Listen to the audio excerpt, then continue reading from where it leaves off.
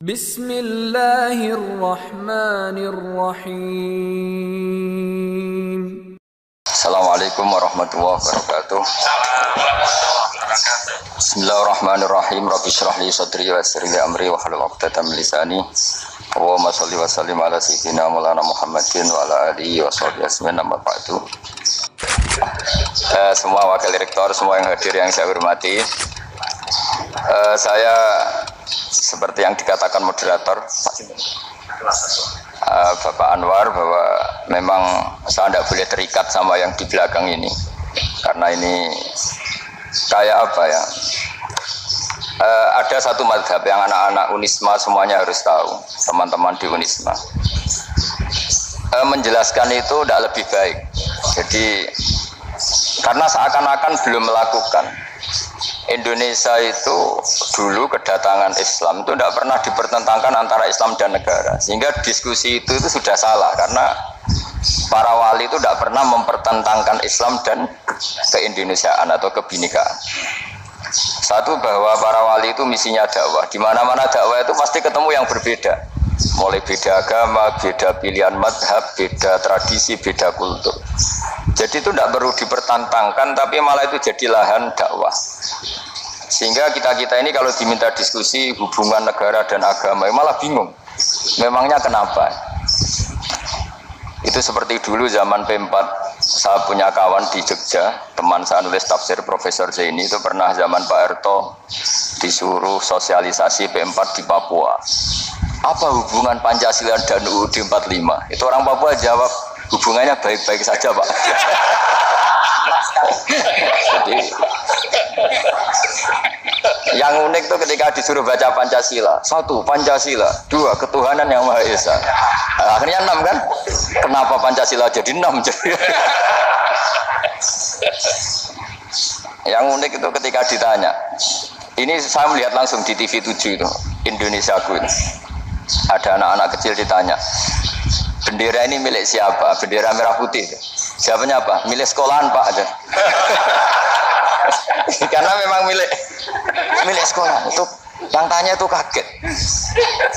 Milik sekolahan, Pak.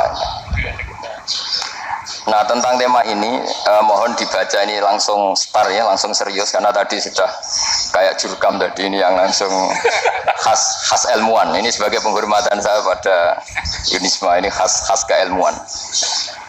Imam Zuhri adalah gurunya Imam Malik. Ya, saya ulang lagi ya, Imam Zuhri adalah gurunya Imam Malik. Halaman 29. Ini langsung start saya baca halaman 29. Dan ini terutama yang para punggawa-punggawa ini. Saya baca ya. Ini teks tidak ada yang saya rubah, memang persis seperti ini. Bismillahirrahmanirrahim. Yaqulu Zuhri, ini gurunya Imam Malik. Fama futiha fil islami fathun qablahu kana a'zama minhu. Innama kanal qitalu fi haitsul taqon nasu. Falam makanatil hudnatu wa wadu'atil harbu amanan nasu ba'duhum ba'du wal taqaw fatafawadu fil hadits wal munaza'ah. Falam yaklim ahadun bil islami ya'qilu syai'an illa dakhala fihi. Walaqad dakhalataini kasanaten mislu man kana fil islam qabla dzalika wa aktsar. Terus ini ngomongnya harus santai, nggak boleh provokatif. Begini, kita tahu dalam perdamaian Hudaybiyah itu poin-poinnya itu semuanya merugikan Islam. Di antaranya adalah jika yang Islam masuk kafir harus dibiarkan, karena berarti masuk ke habitat asli. Karena Nabi sebelum jadi Nabi, komunitas pokok itu kafir, sehingga kalau Islam masuk kafir kembali ke habitat. Tapi kalau Islam masuk kafir, kafir masuk Islam itu harus dikembalikan karena dianggap bid'ah. Maka kalau kamu dituduh bid'ah itu tenang saja dulu. Nabi itu ya dituduh ji'ta bidinin muhdas, kamu datang dengan agama yang baru. Cuma agak diteruskan wa kullu muhdasatin bid'ah wa kullu bid'atin dalalah. Jadi orang-orang kafir dulu kalau ngomentari Nabi ya ji'ta bidinin muhdas, kamu datang dengan agama yang apa? Nabi nurut. Semua perjanjian yang merugikan Islam itu Nabi nurut. Tapi Nabi hanya minta satu hal, jangan ada perang 10 tahun. Dan orang boleh seminar, boleh diskusi tentang Islam. Ya ini dengerin betul ini. Jadi saya tidak akan provokatif, ini pakai logika. Nanti bisa dipakai disertasi doktor. Tapi saya minta orang boleh diskusi, boleh seminar tentang Islam. Akhirnya saat itu juga ada orang yang masuk Islam. Di depan tulisan itu belum kering istilahnya. Datang ke situ namanya Abu Jandal bin Suhail bin Amr.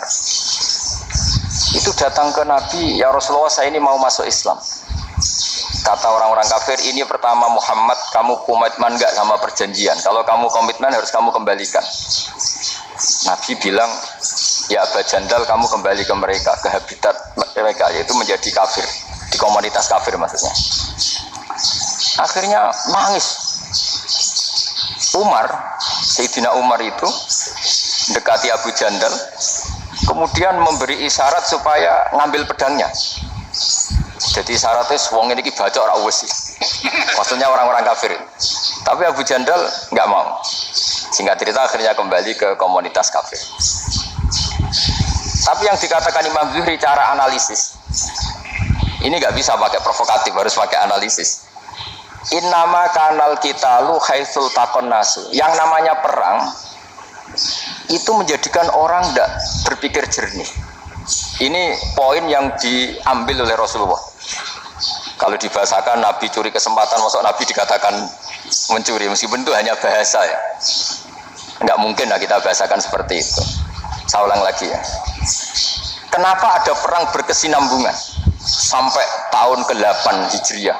Mulai tahun kedua ada perang Badar sampai tahun 8 Hijriah itu perang terus. Nabi sama orang kafir perang terus.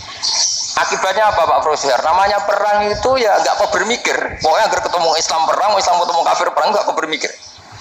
Padahal Islam itu bisa diterima oleh akal sehat, harus lewat diskusi, lewat pengamatan, lewat pemikiran, lewat pengendapan berpikir. Makanya Nabi tahu ini masalah besar. Kalau orang perang terus, itu gak kober mikir Islam, tidak sempat diskusi tentang Islam. Makanya Nabi hanya minta satu poin. Oke, perjanjian ini saya turutin semua, tapi saya minta orang kafir semuanya boleh mendiskusikan Islam, boleh seminar tentang Islam. Mereka bilang iya, paling pikiran mereka kan diskusi paling piye. Ternyata betul, ada diskusi. Terus temanya gini, kira-kira bener di Muhammad Abu Jahal. Terus Tuhan Muhammad sama Tuhan Abu Jahal itu keren mana? Diskusi. Tuhan Muhammad itu khaliqus samawati wal ardi, yang menciptakan langit bumi. Sebagaimana kampanyenya Muhammad. Ya mereka masih jangkar bilang Muhammad. Kalau Tuhan kita, ya berhala itu yang kita bikin, yang kadang rusak, yang kadang kudanan, terus lumutan, pokoknya terus diskusi. Kita kok bener pengirannya Muhammad. Terus Muhammad Abu Jahal. Mulai dhisik Muhammad itu atau bodoh nih. Mulai dulu Muhammad tuh gak pernah bohong. Abu Jahal, waduh, wis bodoh nih ngongkonan. Wis ribet kan? Dan semua diskusi itu mengarah ke kebenaran Islam. Wah, akhirnya ngomong kafir sing tokoh-tokohnya cara Jawa yo. Wah, semane jebule masalah ini kan. Artinya gini, kalau kita ingin Indonesia damai, sebenarnya yang untung itu Islam. Karena Tuhan yang menciptakan langit dan bumi tentu gak akan diperbandingkan atau akan dikalahkan oleh Tuhan yang lahirnya saja sudah di bumi. Misalnya kita menjual Tuhan Allah, siapa itu yang menciptakan langit bumi, yang ada sebelum langit bumi? Bandingkan dengan Tuhan yang lahirnya di bumi, ada tanggal lahirnya, ada aktenya, kan sudah ribet kan? Begitu juga kalau memperbandingkan tokoh. Muhammad itu siapa? Tokoh yang bisa menyatukan pan-Arabik, tokoh yang begini-begini, yang sayang istri, sayang keluarga. Dibandingkan dengan tokoh Abu Jahal, Abu Lahab yang corong jauh penggaweannya yang ngerugikan orang lain. Akhirnya orang itu mulai tertarik sama Islam. Makanya kata Az-Zuhri pakai bahasa dulu, falam yaklim ahadun bil Islam. Tapi kalau sekarang yang populer itu bahasa yatakallam.